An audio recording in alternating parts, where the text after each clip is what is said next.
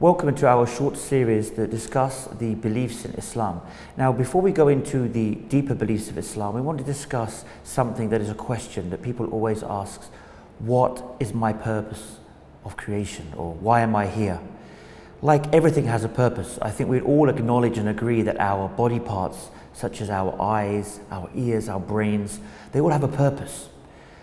Wouldn't it then make sense, and wouldn't it be logical and rational that us ourselves, we must have a purpose, that we must have a creator, and this creator wouldn't have let us to just wander aimlessly, and each person lives how he chooses, and each person doesn't know his own purpose.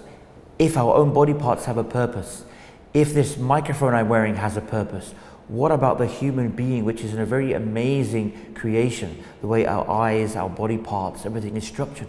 Look at the creation of the universe, how everything runs in such smoothness. And we know that control or something that is organized cannot come from chaos, from just a big bang and then nobody or nothing controls and puts everything in organization.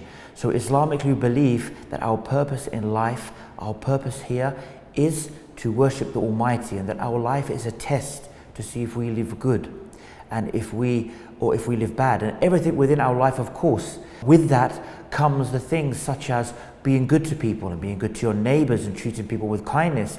This is all how we should live, but ultimately our purpose on life is to worship the Almighty. And once we recognize that there must be a creator out there, if there is design, there must be a creator. So if we establish this, that this is the only truly logical and rational conclusion, then we must take the next step and say, therefore, who is our creator? Which we will discuss in our future episodes. For the time being, I leave you and thank you for watching.